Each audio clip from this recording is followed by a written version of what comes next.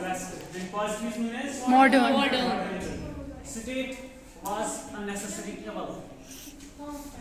State was a necessary evil, that means state जरूरी थी और inequality promote होती थी. तो कौन सी liberalism में थी? Classical. And classical is also known as negative. When there is economic freedom, government cannot interfere in your economic activities. तो वो कौन सी state है? अब particular जो term इसके लिए है वो मुझे बताएं. When government will not interfere in your economic affairs, that very state is known as Laissez-faire state. So उस laissez-faire state, capitalist state, classical या negative में जो state थी वो necessary evil थी. And the person who called the state a necessary evil was Thomas Paine. Then that negative liberalism got replaced by positive liberalism, that's also known as modern liberalism, where the state changed from necessary evil, from a police state to a welfare state, because that very state was promoting welfare of all without discrimination. It was granting the rights, equality, and it was maintaining justice as well. And now the third part of this liberalism, that is contemporary liberalism, that we are talking about is contemporary liberalism. ये वो liberalism है जो World War II के बाद वजूद में आई. कब? World War II ended in 1945. It lasted from 1939 to 1945. And it was that very time when most of the countries, in particular 3 continents, Afro-Asian, Latin American continents, achieved liberation or independence. Because colonialization of British and French ended, and large number of countries achieved independence during that very era after World War II. And this was the era when this ancient classical modern liberalism got replaced by contemporary liberalism. And this very liberalism changed its character and direction under this very contemporary era, because it worked कि हमें इंसानियत को बचाना है. We had to prevent the mankind from the challenges of tyrannical rules, from the authoritarian rules, from the elite rules. हमने mankind को बचाना है. हमें mankind को बचाना है. So absolutism जो था, हमने उस absolutism से जो है tyrannical rules या authoritarian rules जो थे, उनसे हमने mankind को बचाना है. और जहाँ तक इसके नेचर की बात है, सबसे पहला पॉइंट इसमें यह आता है जो ये कंटेम्पोररी लिबरलिज्म है, इसने इस बात पे स्ट्रेस किया, फोकस किया कि हमने ज्यादातर जो इंपॉर्टेंस देनी है वो इंडिविजुअल लाइफ को देनी है, और इंडिविजुअल लाइफ के साथ जुड़े हुए जो बाकी सोशल ग्रुप्स हैं जो सोसाइटी में एग्जिस्ट होते हैं, उन सभी को हमें इंपॉर्टेंस देनी है. हमने सिर्फ रूलर को प्रोटेक्शन, हमने सिर्फ रूलर को प्रिविलेजेस नहीं देने, हमने आम इंसान के बारे में भी सोचना है. तो हमने इंडिविजुअल्स और बाकी उन इंडिविजुअल्स के साथ जुड़े हुए सोशल ग्रुप्स के साथ भी हमने जो है उनको इंपॉर्टेंस देनी है, उन पे फोकस करना है, उन पे एम्फसाइज करना है. और जहां तक इस स्टेट की बात है, स्टेट को व्यू किया गया एक प्लूरलिस्टिक व्यू से. प्लूरलिस्टिक जब हम बात करते हैं सिंगुलर में वन, प्लूरल में 2 या 2 से ज्यादा, और प्लूरलिस्टिक व्यू की अगर हम बात करते हैं, वहां पर एक ऑथर का नाम आता है, वो है रॉबर्ट डाल. रॉबर्ट डाल ने टर्म दी है, वो कहते हैं पॉलीआर्की. वो क्या कहते हैं? पॉलीआर्की.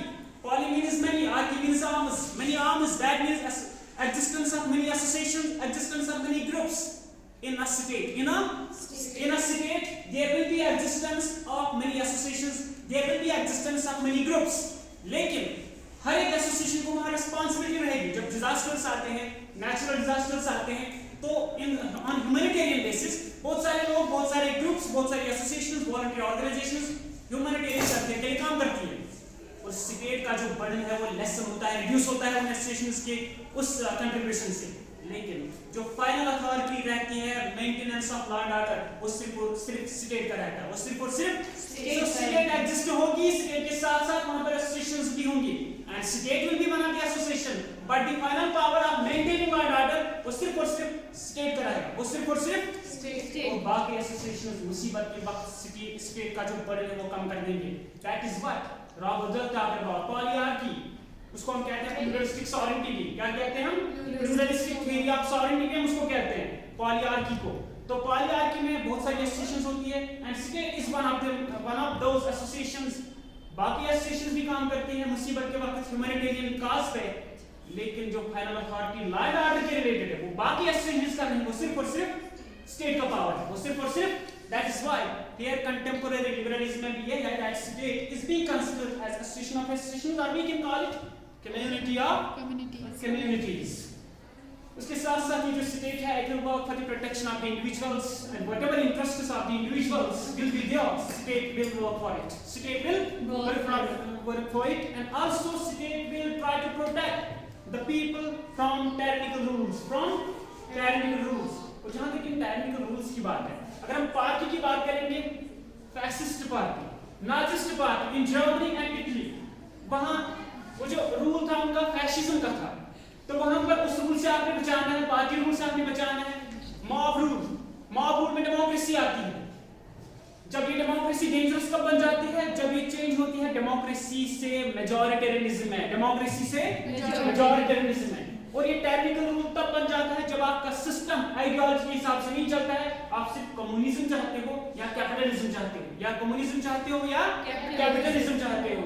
सो स्टेट एक तो इंडिविजुअल्स को इन टाइपिकल रूल से प्रोटेक्शन देती है, उसके साथ साथ लोगों के जो भी मसाइल होते हैं, ग्रीवेंसेस होते हैं, उनको फुलफिल करेगी एज एन एडमिनिस्ट्रेटिव मशीनरी।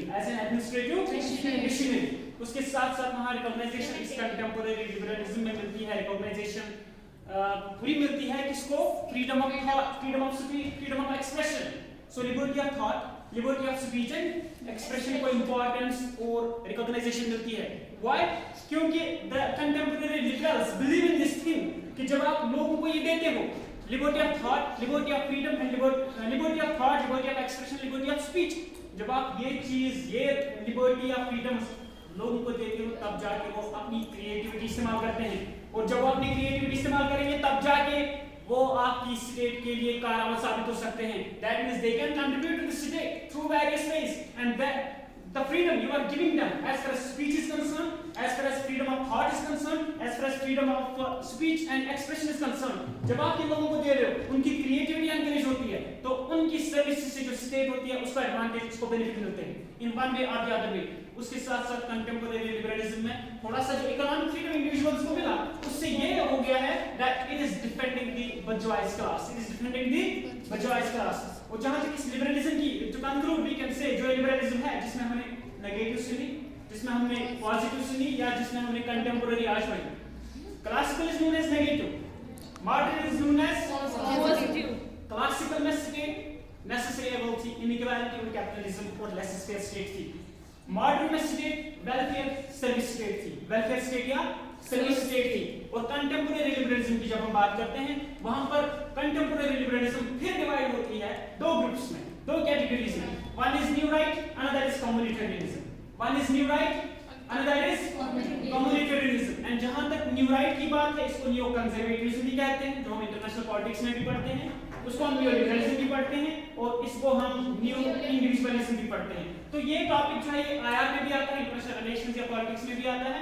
और ये जो न्यू राइट या न्यू लिबरलिज्म या कंजर्वेटिज्म है, इसको हम न्यू कैपिटलिस्ट या न्यू क्लासिकल स्टेट भी मानते हैं, न्यू कैपिटलिस्ट और न्यू क्लासिकल स्टेट भी मानते हैं। और कहते हैं यहाँ पर जो वेलफेयर स्टेट थी, वो वेलफेयर स्टेट रिप्लेस होती है स्ट्रॉन्ग स्टेट से, और ये स्ट्रॉन्ग स्टेट होती है मार्केट बेस्ड स्टेट। ये स्टेट स्ट्रॉन्ग स्टेट क्या होती है? Market based state. और मार्केट बेस्ड स्टेट वापस वही होती है जो क्लासिकल नेगेटिव में थी। किसमें थी? नेगेटिव में थी, क्योंकि वहां इंपॉर्टेंस इस चीज को मिली, आप फ्रीडम के साथ ट्रेड कर सकते हो, कोई आपसे टैक्स नहीं लेगा, तो वेलफेयरिज्म प्रमोट नहीं होता है। That is why in this very new right welfare state got replaced by a strong state, and strong state will be market oriented state। और इस strong state में जो role of the state है वो minimize होगा, वो reduce होगा। state interfere आपकी economic activities में नहीं कर सकता, so ये वापस less sphere state बन जाती है। और उसके साथ साथ इसकी दूसरी ब्रांच जो है contemporary liberalism की, that is communitarianism। मैकेंटायर इसके साथ जुड़े हुए हैं, वोल्जर इसके साथ जुड़े हुए हैं, जो एक्सपोनेंट्स हैं। और 1970s से बड़ा पॉपुलर हुआ कम्युनिटेरियनिज्म। और कम्युनिटेरियनिज्म में हम कम्युनल सिस्टम की बात करते हैं। Whatever is existing here, it belongs to everyone, and everyone has a moral duty and obligation to protect these very resources जो आपके अराउंड एग्जिस्ट हो रहे हैं। That means जो आपके around resources, green gold, forests, vegetation exist हो रही है, ये सिर्फ एक का नहीं है, ये आपने समझना ही सबका है, इसमें सबका हक है, और सबकी यहाँ पर ये प्राइज है तो इसकी प्रोटेक्शन को यकीनी बनाएं। That is what communitarianism believes in. And with that we conclude this video.